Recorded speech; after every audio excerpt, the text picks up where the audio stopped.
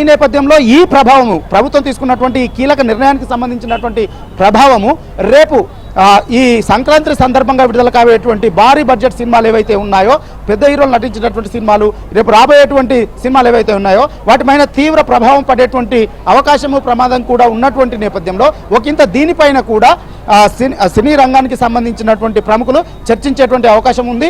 ఈ రోజు ఎజెండాలో ఈ అంశం కూడా ఉంది. బెనిఫిట్ షోలకు అవకాశం ఇవ్వాలని చెప్పి తమకి సినీ రంగానికి సంబంధించినటువంటి ప్రముఖులు అటు ఇంకో ఒక్కొక్కరుగా వస్తున్నారు. ఆ దృశ్యాన్ని కూడా మనం చూద్దాము. అయితే ఈ రోజు సమావేశంలో ఈ బెనిఫిట్ షోలకు సంబంధించినటువంటి అవకాశం ఇవ్వాలని చెప్పి కూడా కోరేటువంటి అవకాశం ఉంది.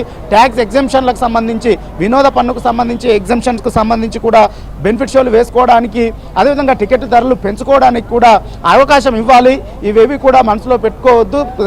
పరిశ్రమ వైపున ఏదన్నా తప్పు జరిగితే వాటిని పెద్ద మనసుతో అర్థం చేసుకొని సినిమా రంగాన్ని బ్రతికించడం కోసము ఖచ్చితంగా అవకాశం ఇవ్వాలని చెప్పి ప్రభుత్వాన్ని సినిమా రంగ ప్రముఖులు అయితే కోరబోతా ఉన్నారు.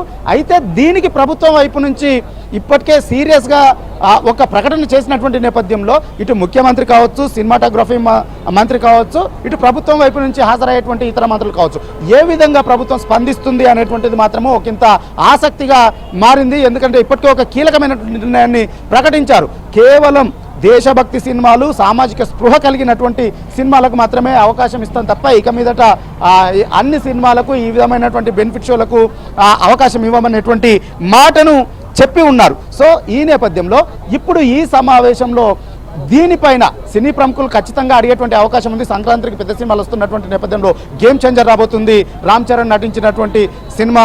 దాంతో పాటుగా డాకు మహారాజ్ రాబోతుంది, బాలకృష్ణ నటించినటువంటి సినిమా. సంక్రాంతికి వస్తున్నామనేటువంటి సినిమా, మరో సినిమా వెంకటేష్ నటించినటువంటి సినిమా, ఇది కూడా రాబోతుంది. సో వీటన్నింటికి కొంత బెనిఫిట్ జరగాలంటే ఖచ్చితంగా వీటికి అవకాశం ఇవ్వాలని చెప్పి వారు కోరేటువంటి అవకాశం ఉంది. సో దీనిపైన మరి ప్రభుత్వ పెద్దలు ఏ విధంగా స్పందిస్తారు, ఏం మాట్లాడతారు, ఎలా రియాక్ట్ అవుతారు అనేటువంటిది మాత్రము కొంత ఆసక్తిగా మారింది. అయితే ఒకంత ఈ రోజు మాత్రము కొంత చర్చల దశలోనే ఉండేటువంటి అవకాశం ఉంది. ఎందుకంటే కేవలం గంట సమయం మాత్రమే ఈ చర్చలు సమావేశం జరిగేటువంటి అవకాశం ఉంది.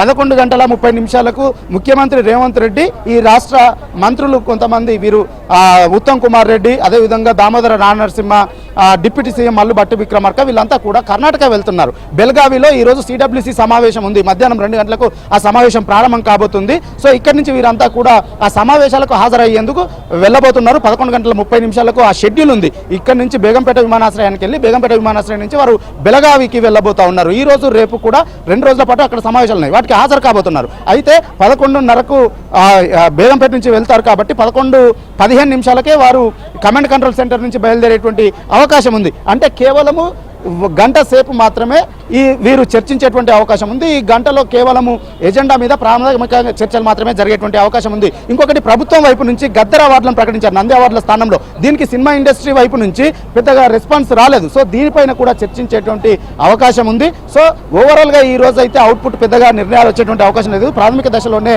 చర్చలు జరిగేటువంటి అవకాశం ఉంది. మరొక మారు సమావేశం అయ్యి కీలకమైనటువంటి నిర్ణయాలు తీసుకునేటువంటి అవకాశం ఉంది. సో మరి సంక్రాంతి లోపు జరుగుతుందా, ఆ తర్వాత జరుగుతుందా అనేటువంటిది ఒకటి ఆసక్తిగా మారింది. రేపు సంక్రాంతికి రాబోయేటువంటి సినిమాలకి బెనిఫిట్ షోలు వేసుకోవడానికి, టికెట్ ధరలు పెంచుకోవడానికి ప్రభుత్వం అవకాశం ఇస్తుందా లేదా అనేటువంటిది కొంత ఆసక్తిగా మారిందని చెప్పొచ్చు. విజయ చంద్రిక.